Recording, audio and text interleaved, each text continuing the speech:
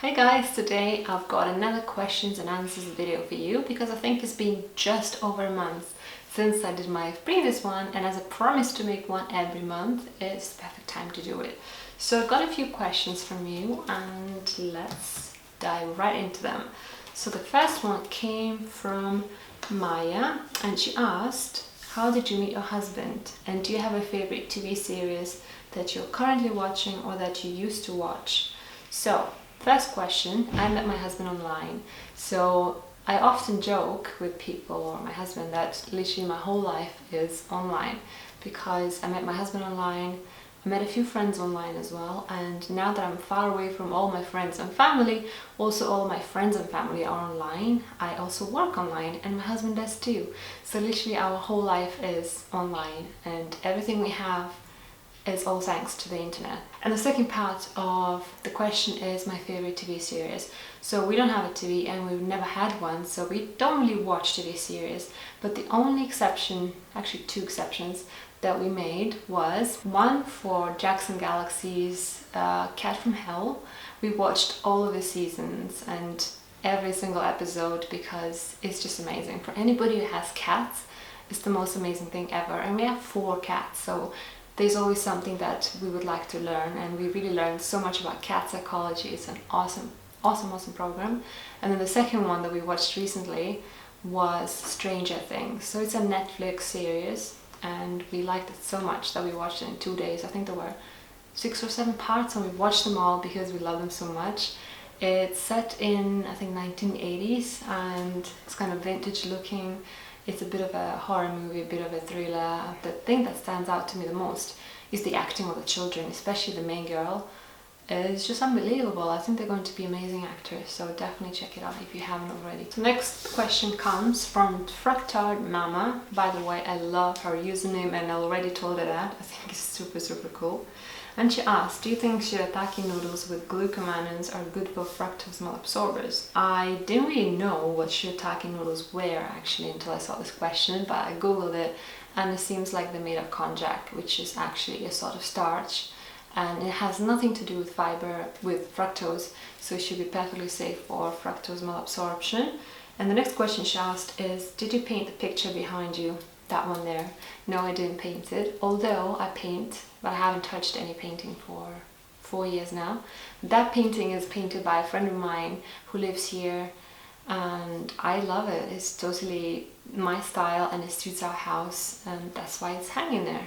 Next question comes from Debbie and she's asking if I know of anything that can possibly help women who suffer with urinary tract infections. And just from the top of my head, I do know a few remedies. So first thing you can try is a lower oxalic acid diet. So oxalic acid is mostly in leafy greens and also most legumes actually, most of the nuts and things like that. I actually made a video about oxalic acid and the dangers of it, and I'll link it somewhere here. But basically oxalic acid is one of the most common reasons for urinary tract infections. Next thing to look into is SAMe. SAMe is really an amazing thing because it is used in Europe as an antidepressant and it's becoming very popular in the US too. But in addition to relieving depression, it also helps to prevent urinary tract infections. And SAMe is a really cool supplement. The only thing is it's quite pricey, but it's definitely worth trying. The next thing you can try is something called uva ursi, and it's a sort of herb used very widely across Europe and also in Ayurveda, and it's amazing for urinary tract infections. It's also very highly antibacterial. It's just a great herb to have in your cupboard. And then of course all the traditional things like cranberry juice. Next, let's move on to lots of questions from one person. And I'm actually quite excited to answer those questions because it's a topic I like talking about, and it's life and changing your life and chasing your dreams. So let me just find them. So the questions were asked by Jessica Beagle, and she asked, Vita, I'm curious about how your husband supports you in your journey and how important that has been to your journey. So I'm very lucky because my husband is my greatest rock and my greatest supporter. So whenever I want to try some kind of crazy new diet or crazy new elimination or a crazy new fitness routine or anything like that. He's always right behind me and he tries it all with me just to support me. And also because I always come with all kinds of new ideas and he follows. So in this way we grow together and we don't grow apart because we both develop at the same time. So I'm really lucky because my husband is 100% behind me at all times. And also when I was feeling really bad just a few months ago on my health journey, my husband was always there for me to help clean the house and to cook if I was too tired to do it. He was always there for me, which I really, really appreciate. Does he share the same passion for health and wellness as you? He definitely does, and he really wasn't into that before I started this whole thing. Although, now that I think of it, he's the one who started the whole health consciousness because he's the one who made us vegetarian, and going vegetarian wasn't a good idea, but that was the first time when we were actually aware of what we were putting in our mouth. So in a way, he started this whole process. I blame him for sure. Sometimes I think that yes, I'm lucky that I have a partner who's very supportive and who thinks in the same way as me. But at the same time, I think we attract those kind of partners, or if they're not like this, then by certain positive thinking and visualization, we can actually change them. Not necessarily change them, but make them a bit more like what we would like them to be. Because at the end of the day, our reality is just a reflection of our thoughts, and I've always been very positive about my life. I've always known exactly what kind of partner I wanted, and I got him. Next question is, what was your thought process in going from a job with a regular paycheck to a life without so many restrictions, boundaries, and a regular steady income? Something I want to explore. This daily 8 to 5 gig daily is sucking the soul out of me. So there wasn't much process of thinking behind it, to be honest. I really just followed my intuition. I'm somebody who really has a very strong intuition, a very strong sixth sense, and when it's trying to send me a strong message, I tend to listen to it because it doesn't do it for no reason. I really trust my intuition. And so I was having a shower one day and suddenly I had this idea that I had to quit my job because it wasn't the right thing for me to continue. I got out of the shower, I went to my husband and I said to him, tomorrow I'm going to hand in my resignation letter. I just couldn't do it anymore. I totally lost any kind of belief in my job, and I was sure that I could do so much better. Also because I came from a family of business people. My parents always had a business when I was growing up and they still have it. My sister always had a business, and I always knew I was going to have my own business and I wasn't going to be employed for a long time. So I took that as my chance to finally set myself free, and I know there is uncertainty. I know there isn't any steady income, but I knew we were going to work out, and I wouldn't suggest anybody to do that. We took too much risk.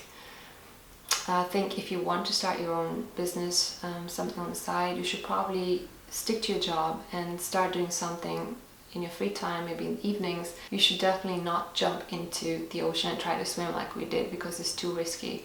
But at the same time, if I had to do it again, I would do it in the same way again, because I think that jumping into that ocean and really being desperate is the best way to motivate yourself and to make yourself really resourceful and creative. But again, we didn't have any kids, we didn't have any mortgage, we didn't have any loans on cars or anything like that, so we could afford that. We had nothing to lose, and the house where we live now is actually our house. We don't have to pay any mortgage, and that's exactly what made it possible for us to try and go self-employed, both of us, because we didn't have to pay mortgage.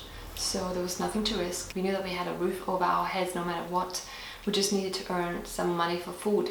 And that's what really inspired us to try this risky business of starting our own activity. And so we did. And it's paying off very, very beautifully now. And it wasn't easy. I mean, for 3 years we didn't go anywhere on holiday, we didn't have any money for traveling. Even driving to the north side of the island sometimes was impossible for us because we didn't have money for petrol. So we were counting literally every single kilometer to make sure that we didn't make any unnecessary trips.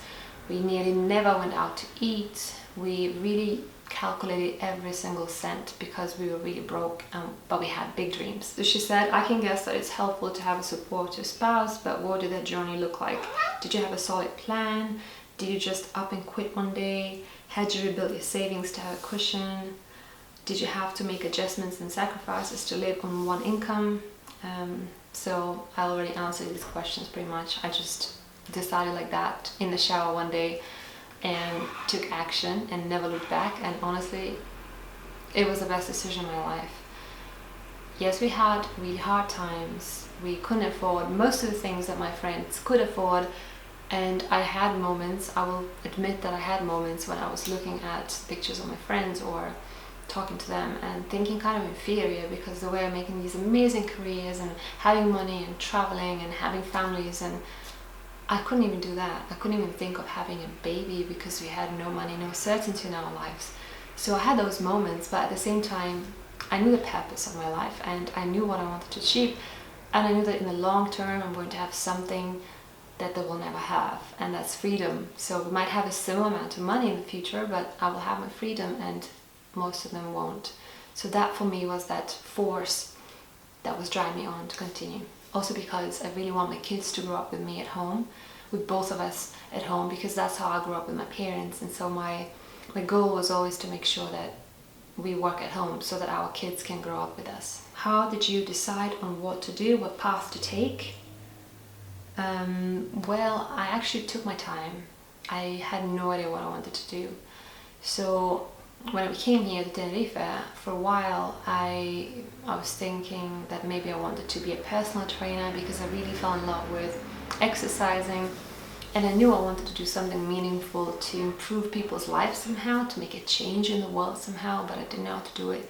So I thought maybe if I went and got a certification for personal training, maybe that's how I could change people's lives.